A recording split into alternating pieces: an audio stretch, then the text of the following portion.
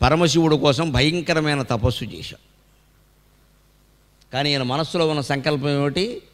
ఆయుధ సంపత్తి పెరగాలి, ఆయుధ సంపత్తి పెరగాలి, వశిష్ఠుని ఆశ్రమాన్ని ధ్వంసం చేయాలి, ఇదే సంకల్పం. అంతే. అప్పుడు అలాగే ఉంటుంది. రజోగుణం ప్రధానంగా ఉన్నవాడికి అది రెచ్చిపోయినప్పుడు ఏమవుతుంది? తమో గుణంలోకి వెళ్ళిపోతుంది. ఇది తమో గుణం. ఇది ఆశ్రమం ధ్వంసం చేయాలి, అవసరమైతే ఆయన వంశాన్ని మొత్తం నాశనం చేయాలి. ఎందుకంటే ఆయనకు 100 మంది కొడుకులు ఉన్నారు. 100 మంది కొడుకులను నాశనం చేయాలి, ఏదైనా చేయాలి, మొత్తం మీద నేను గెలవాలి అంటే రజోగుణం ముదిరితే ఏమవుతుంది? తమో గుణం అవుతుంది. అంటే రజోగుణం పోటీ స్థాయిలో, రజోగుణం స్థాయిలోనే ఉన్నప్పుడే మనం దాన్ని తగ్గించుకుని సత్వగుణంలో ఉండేలా చూసుకోవాలి.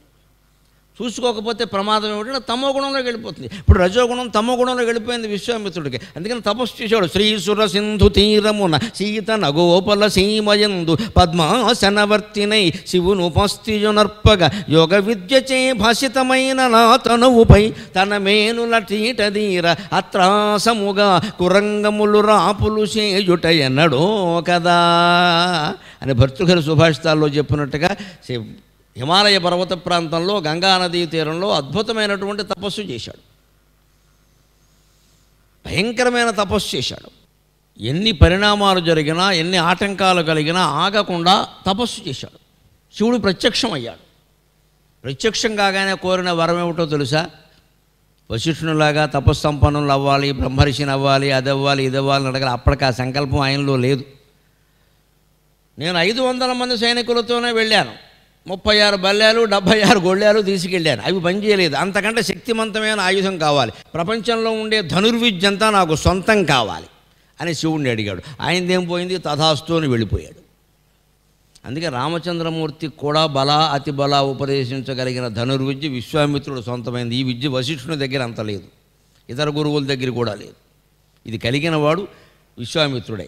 తర్వాత మళ్ళీ అంతటి వాడు పరశురాముడే. పరశురాముడు ఎవరు? విశ్వామిత్రుడికి జమదగ్గిన మేనల్లుడు, గాధి మహారాజు కుమారుడు కదా. మనం ఇదివరకు జమదగ్గిన చరిత్రలో చెప్పుకున్నాం. గాధి మహారాజు కుమార్తె సత్యవతి. ఆవిడ్ని రుచీకుడికి ఇచ్చి పెళ్లి చేశారు. ఆ సత్యవతి రుచీకుల యొక్క సంతానమే జమదగ్గిన, ఆయన సంతానమే పరశురాముడు. అంటే పరశురాముడు కాదు, జమదగ్గినే విశ్వామిత్రుడికి మేనల్లుడు. అంత పూర్వకాలం మనిషి అయిన సామాన్యుడు కాదు. జమదగ్గిన కంటే ముందువాడు. జమదగ్గినకి మేనమామ స్వయంగా.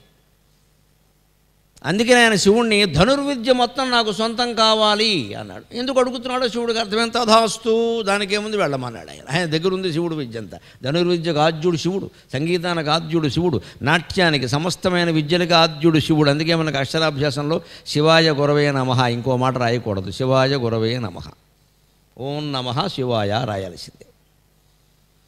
అందుకని ఆయన తథాస్తు అన్నాడు. వెంటనే వచ్చి ఆశ్రమం మీద దాడి చేశాడు. వశిష్ఠుడు ఊహించలేదు. అయ్యో నీ దుంపదేగ, ఇంకా నీ గర్వం పోలేదా? ధేనువు యుద్ధం చేసింది సరిపోలేదా? ఇప్పుడు ఇంకా ఏం చేయదలుచుకున్నావు అని ఆయన బాణాలు గుప్పిస్తూ ఉంటే ఇంకా గత్యంతరం లేని పరిస్థితి. అలాగని వశిష్ఠుడు యుద్ధం చేయడు. బ్రాహ్మణుడు ఋషి యుద్ధం చేయకూడదు. చేయడానికి అవసరమైన సైన్యాన్ని నియమించాలి, అవసరమైతే తపశ్శక్తి ద్వారా, తాను స్వయంగా చేయకూడదు. అందుకని వశిష్ఠుడు చేయలేదు. ఈ యోగదండం అంటాం కదండి, బ్రహ్మదండం. దండ కమండలంబులను దారుణినంతయునేలినారు అని ఋషుల చరిత్రలో ప్రతిరోజు ప్రార్థనగా ఏ పద్యం చెప్పుకుంటున్నామో అందులో దండం బయటికి తీశాడు ఆయన. యోగదండం. దండం అంటే కర్ర కదా, అది యోగదండం. అందులో వీళ్ళు చేసిన తపశ్శక్తి అంతా అందులో స్టోరేజ్, నిల్వ చేస్తారు. అది చెక్క. అందుకని విద్యుత్తును అలా నిల్వ చేసుకుని ఉంటుంది, షాక్ కొట్టదు ముట్టుకుంటే. చెక్క కదా అందుకని. కానీ ఆ చెక్క సామాన్యమైంది కాదు.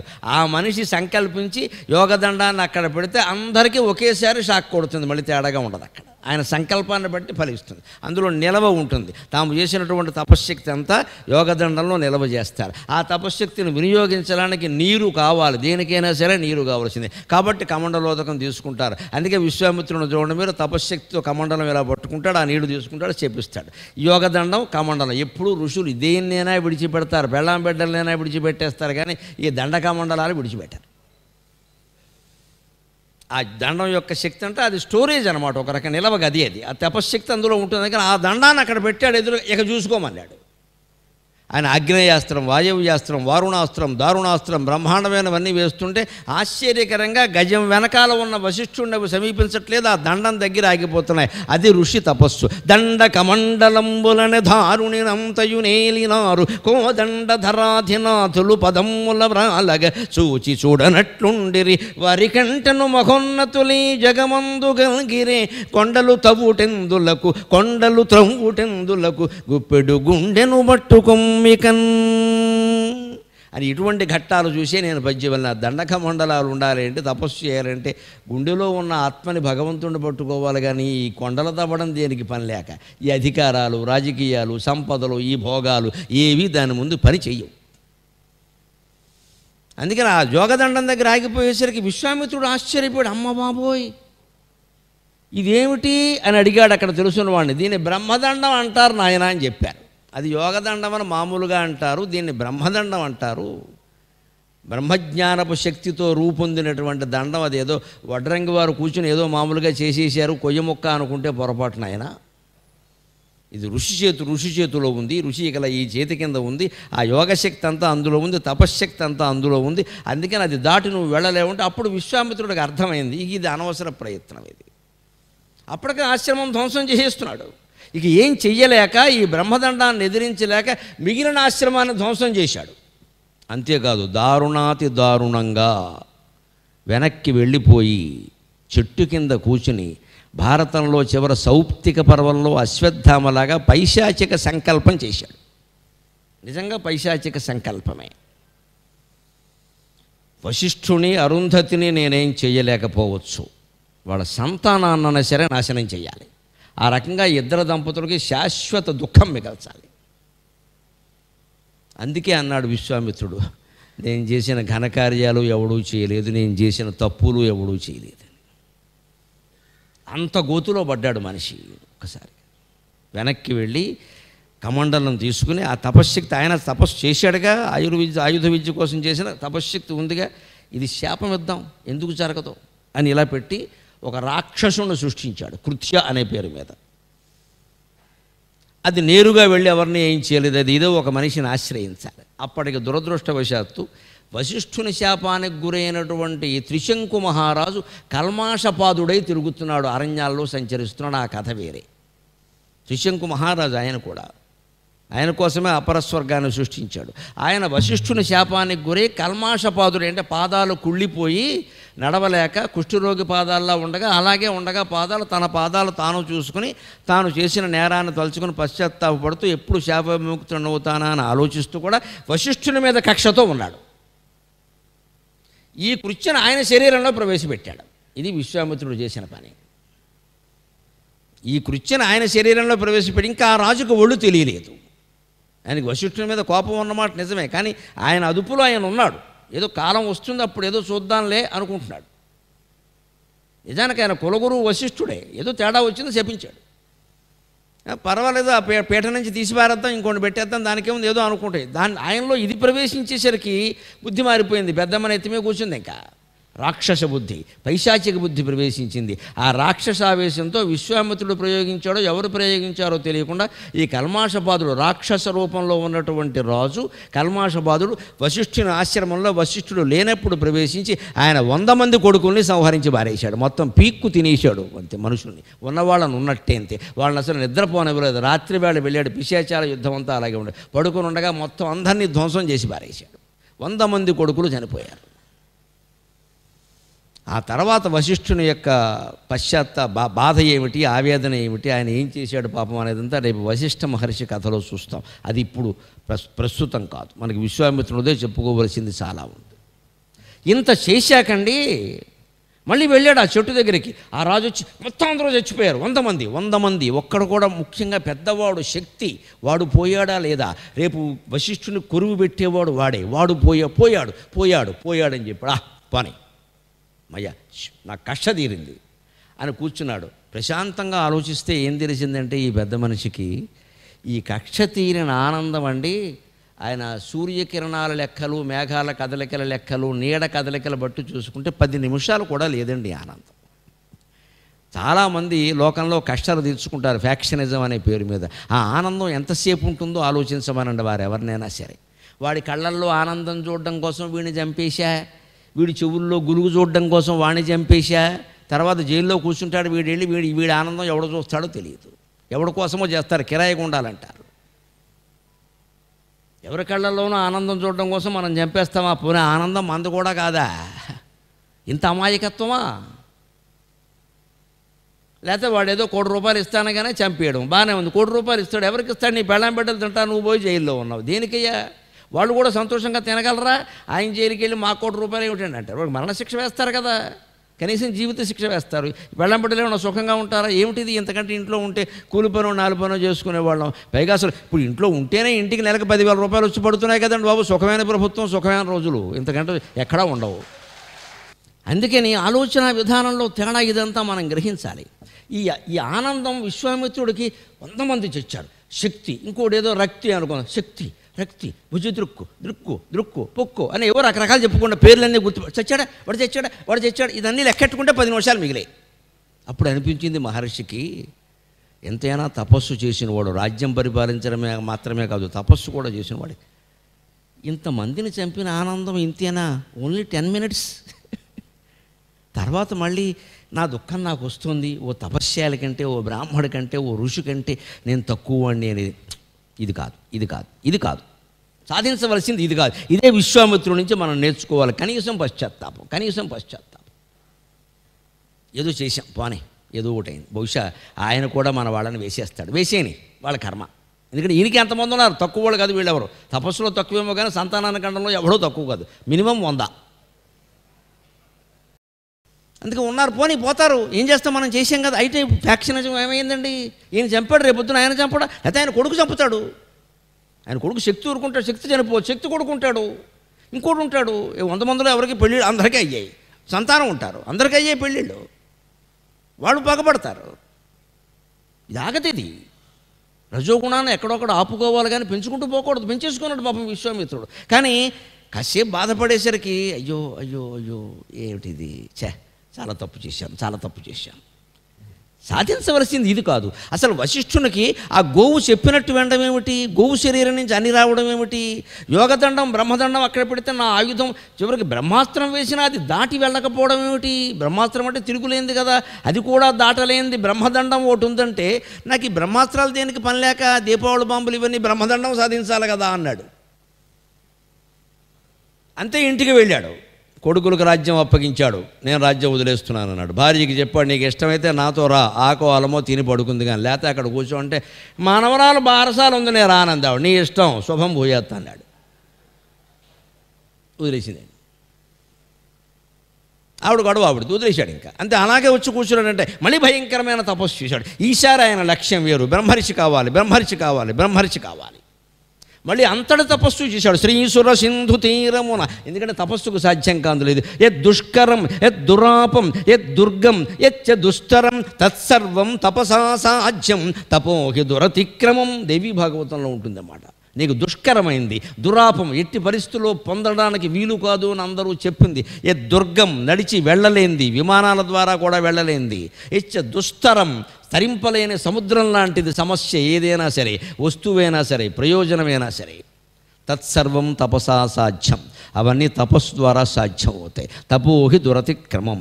దాటలేందంటూ ప్రపంచంలో ఏదీ లేదు. దాటలేంది ఏదైనా ఉంటే తపశ్శక్తి ఒక్కటే, ఎవరూ దాటలేంది అని గ్రహించి మళ్ళీ తపస్సు కూర్చున్నాడు. ఈసారి వశిష్ఠునికి భయం లేదు, బాధ లేదు. 100 మంది పోయిన తర్వాత ఇంకేం చేస్తారండి?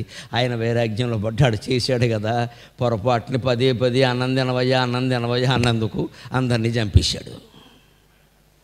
ఇక ఇంకా తగాదా పెంచుకుంటే ఇంకా అవుతుంది. ఇప్పుడు అరుంధతిని కూడా చంపేస్తాడు.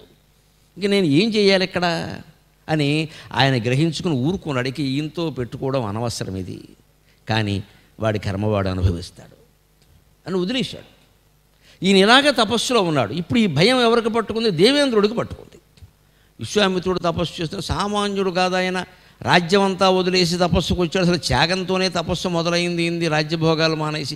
అందుకని ఎందుకు చేస్తున్నాడో కనుక్కోవాలి కదా అని మేనకని పంపించాడు. మేనక వణుకుతూ వచ్చింది కిందకి. ఎందుకంటే వెళ్ళేటప్పుడు రాయైపోవచ్చు, కప్పైపోవచ్చు, ఆవిడకి తెలియదు, గ్యారంటీ లేదు ఇక్కడ. అది డ్యూటీ చేయవలసిందే, ఇచ్చిన బాధ్యత. ఇంద్రుడు అంటే సరదాకి ఎవరిని పంపడండి, తపస్సులు చెడగొట్టడం ఆయన పద్ధతి కాదండి, తెలియకుండా మాట్లాడదు. ఇంద్రుడు అంటే chief controller of examinations in the university, విశ్వవిద్యాలయంలో సంపూర్ణ పరీక్షాధికారి. ఎవరు తపస్సు చేస్తున్నా ఎందుకు చేస్తున్నారో కనుక్కోవడం ఆయన బాధ్యత. అందుకని మేనకని పంపించాడు. ఆవిడో పెద్ద పాట పాడింది, ఆట ఆడింది, అయిపోయింది. ఈయన తపస్సులోంచి కళ్ళు తెరిచాడు. చాలా బాగుంది, బ్రహ్మర్షి సంగతి తర్వాత చూద్దాం, ముందు దీని సంగతి చూద్దాం అనుకున్నాడు. అంతే తలుపు వేశాడు. ఆశ్చర్యకరంగా ఆ తలుపు మళ్ళీ ఎప్పుడు తీశాడో తెలుసా? మేనక గొంతు ఎండిపోతుంది, కొబ్బరి నీళ్ళు ఇంటి ముందు బోడు చెట్లు ఉన్నాయి, కొబ్బరి బొండం ఒకటి ఇవ్వడు. అంతేనా, దానికి పెద్ద ఏముంది, దీనికి ఏమైనా కామధేనువు కావాలా, తపస్సు కావాలా, కొబ్బరి నీళ్ళగా ఇస్తా అని బయటికి వెళ్ళాడు. చూస్తే ఆశ్చర్యకరంగా విశ్వనాథ వారు కల్పవృక్షంలో చెబుతాడు విశ్వామిత్రుడి ప్రవృత్తి గురించి. ఆయన చూశాడు కొబ్బరి చెట్టు, అది బాగా ఎదిగి బొండాలతో ఉంది, కానీ అది ఈయన వేసిన మొక్క. ఈయన మొక్క కోనసీమ నుంచి పట్టుకెళ్ళి అక్కడ వేశాడు. 6 నెలల తర్వాత, ఏడాది తర్వాత మళ్ళీ తీసి వేరే చోట వేస్తారు, అలా కూడా వేశాడు. ఆ వేసిన మొక్క, కొబ్బరి మొక్క ఎదిగి పెద్ద వృక్షమై అది మొత్తం బొండాలు గెల కాసిందంటే 10 ఏళ్ళు అయింది లెక్క. అయ్య బాబోయ్, మేనక నేను లోపల ఉన్నది 10 ఇయర్సా, సీసీ కెమెరాలు లేవు కాబట్టి సరిపోయిందిరా అనుకున్నాడు. అప్పుడు ఆయన ఎక్కడ గోతులో పడ్డాడో అర్థమైంది. ఇదే మనం నేర్చుకోవాలి, ఆక్షేపించడం కాదు. అప్పుడు విశ్వనాథ వారు చాలా చమత్కారమైన పద్యం రాస్తాడు కల్పవృక్షంలో, రామాయణం బాలకాండలో. కొబ్బరి చెట్టు లెక్క, అయ్యబాబోయ్ ఇది నేను వేసిన మొక్క, ఇది ఏదో ప్రభుత్వం నాటిన మొక్కలైతే మన్నాడోడు నీరు పోయాడు కాబట్టి 1,00,000 మొక్కలు ఎగిరిపోతాయి, మళ్ళీ ఏడాది మళ్ళీ వేస్తారు, హరితహారం ఫలితహారం ఉంటాయి. ఇది మనం వేసాం, మనమే నీళ్లు పోసాం, ఎదిగింది, కాయలు గేయడానికి ఇంతకాలం పట్టింది, 10 ఏళ్ళ దీంతో పదగా ఇదే వత్తి, ఎంత గొప్ప అప్సరస్ అయితే మాత్రం దీంతో 10 ఏళ్ళు కాలక్షేపం చేసిన పనే ఉంది ఇక్కడ.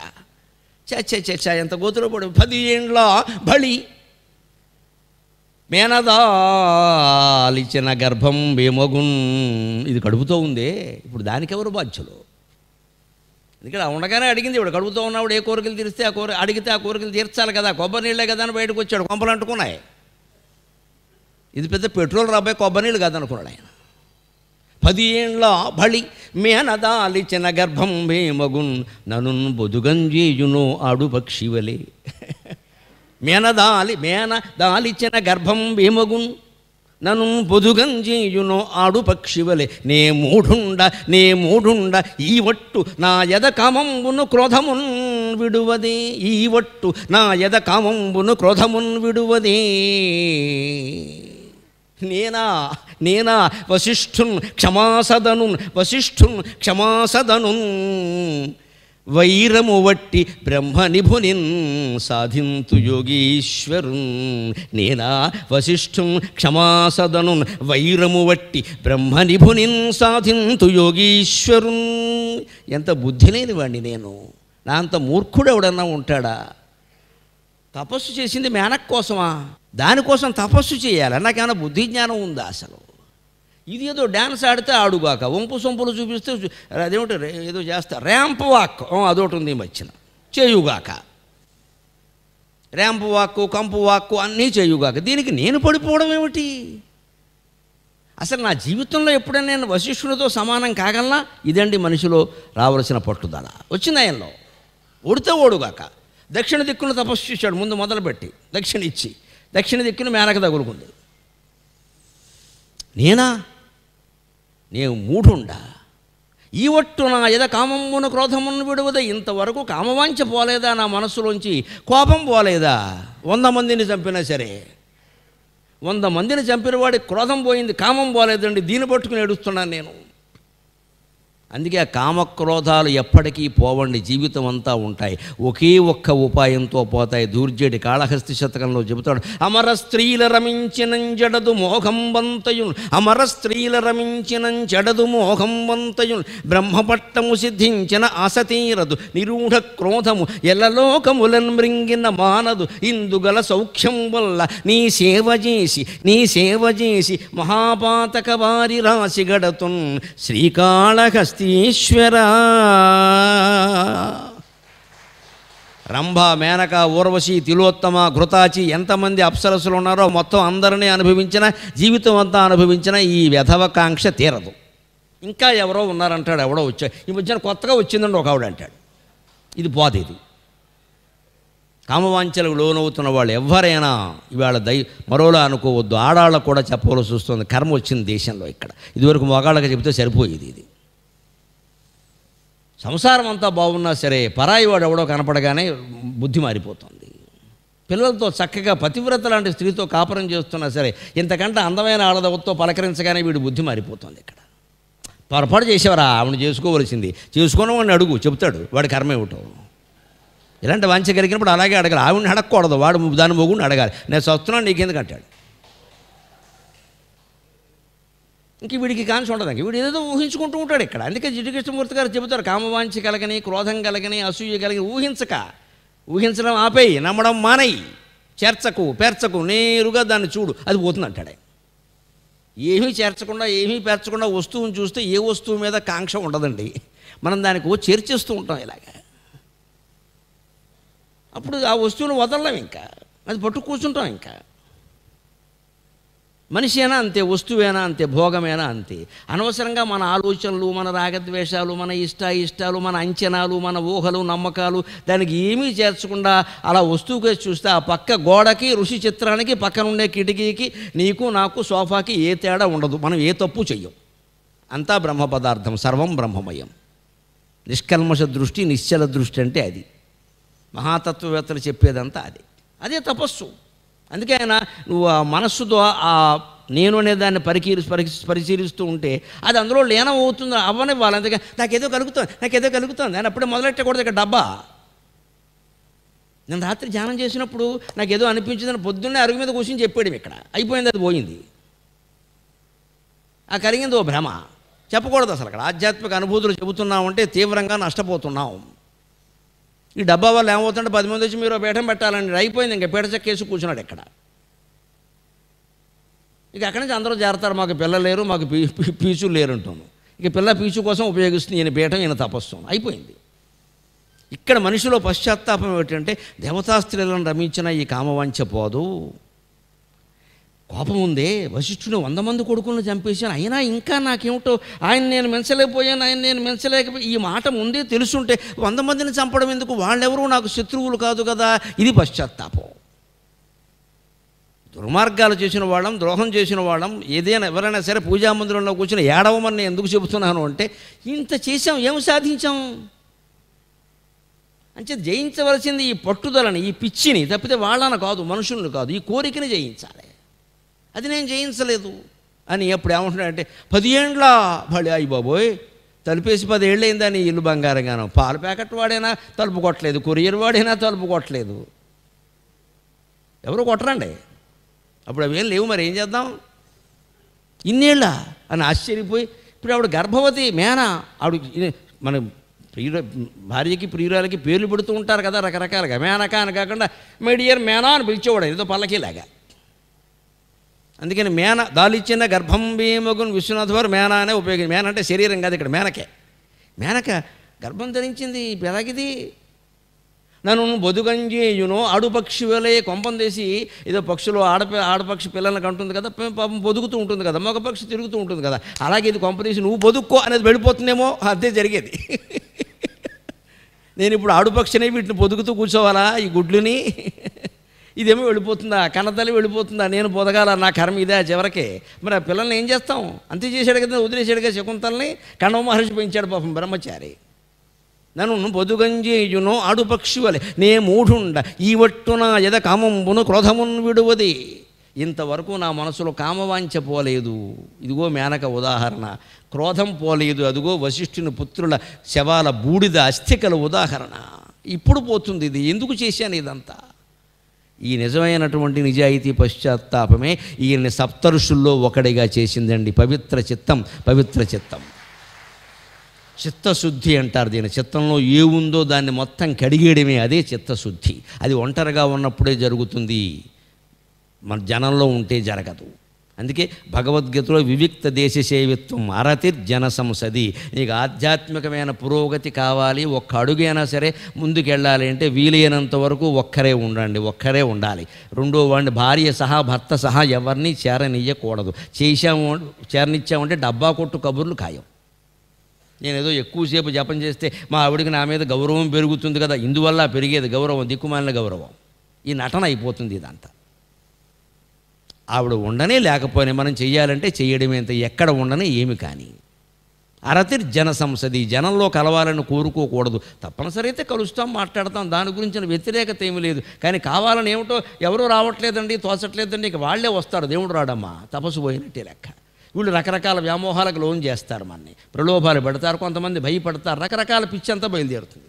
మనుషులు కలవకుండా ఉంటే ఏ గొడవ లేదు. సత్సంగం అంటే మనుషులు కలవడం కాదండి, మరోసారి చెబుతున్నా, మంచి పుస్తకం చదవడం, ఏకాంతంగా ధ్యానం చేయడం, దాన్ని సత్సంగం అంటారు. ఊరికే 10 మంది రోజు కలుస్తూ ఉన్నాం, బాగున్నావా అక్కయ్య, నిన్న రాలేదే మొన్న రాలేదే, వచ్చిందంటే నీకు రాగద్వేషాలు ఎన్నో ఉన్నాయి. ఆవిడ రాకపోతే నీకు ఎందుకమ్మా? ఇదే రాగద్వేషాలంటే.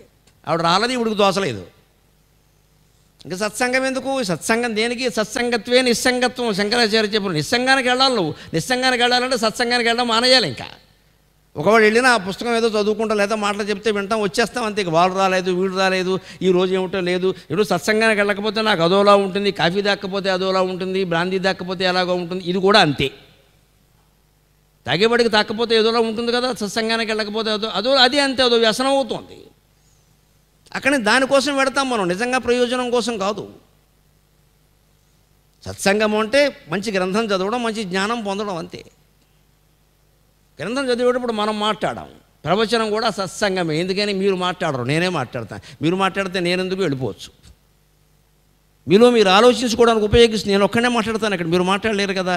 మీ మాట వినడం, ఏదో సమాధానం చెప్పడం నాకు అవసరం ఏం లేదు. ఇక్కడ నేను చెప్పేవి నచ్చచ్చు, నచ్చకపోవచ్చు, నేను చెప్పేది చెప్పుకుంటూ వెళ్ళిపోవచ్చు హాయిగా, నాకు ఇబ్బంది ఏం లేదు. అంచేది ఇది సత్సంగం. ఎందుకంటే మీ అంతటా మీరు ఆలోచించుకోవడానికి అవకాశం ఉంది. నేను చెప్పింది ఏమిటో నేను ఆలోచించుకుందుకు అవకాశం ఉంది. మధ్యలో ఎవరో అడ్డుకునేవారు లేరు ఇక్కడ.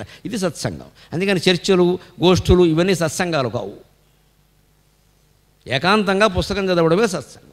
అంచేది అదే చేయాలి కానీ అనుకున్నాడు ఆయన. అదే చూశాను అంటున్నాడు. ఇప్పుడు ఏం చేయాలి? ఈ పిల్లని గర్భం ధరించింది, నాకు పడేసిపోతుందా ఏమిటి? చాచా, నేనా వశిష్ఠుని క్షమాసదను, నేను వశిష్ఠుణ్ణి గెలవడం అసాధ్యమాది. ఆయనతో పోల్చుకోవడం ఏంటి? అసలు బుద్ధి లేకపోవడం కదా. క్షమాసదను, ఆయన ఓర్పుకి నిలయం, బ్రహ్మనిభున్, చతుర్ముఖ బ్రహ్మతో సమానమైన మహానుభావుడు. పశ్చాత్తాపంలోనే కదండి ఈ మాటలు వచ్చేది.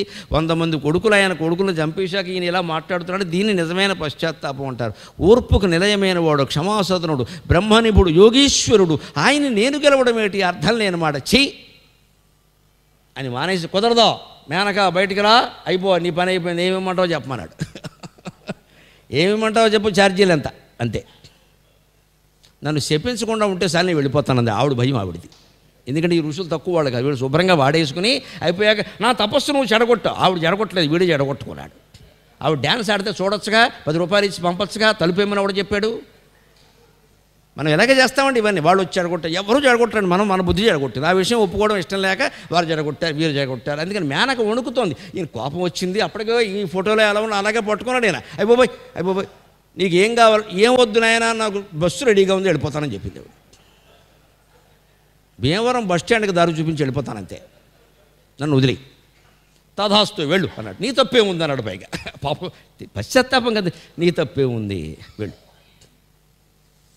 ఎవరో పంపించారు, నువ్వు వచ్చావు, నేను లోపలికి రమ్మన్నాను, నా తప్పుగా, నీ తప్పే ఉంది, వెళ్ళిపోయిన తర్వాత శకుంతల కథ అదంతా వేరే విషయం. ఇప్పుడు మళ్ళీ ఏం చేశాడు మనిషి? ఆలోచించుకోండి. మనలో చాలామందికి ఇదే వ్యాధి.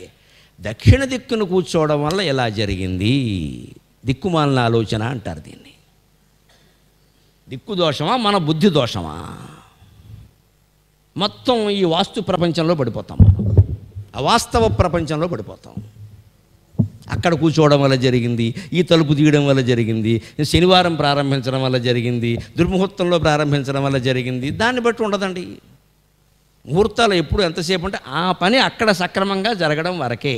పెళ్ళికి ముహూర్తం ఎందుకు అంటే ఆ 3 గంటలు పెళ్ళి సక్రమంగా జరగడానికి, కాపురం నిలబడడానికి కాదండి. పొరపాటును కూడా నమ్మొద్దు ఆ విషయాలు. కాపురం వీళ్ళ అవగాహన బట్టి నిలబడుతుంది. కాపురం నిలబడకపోతే పెళ్లి ముహూర్తం పెట్టిన పట్టుకొచ్చి కొట్టేస్తే కష్టం. అక్కడ నువ్వు తప్పుడు ముహూర్తం ఆయన పెట్టలేదు, ఆయన మంచి ముహూర్తమే పెట్టాడు. ఆయన 3 గంటల కోసం పెట్టాడు, నువ్వు 3 జన్మలు ఊహించుకుంటూ అంత సీన్ లేదు ముహూర్తానికి.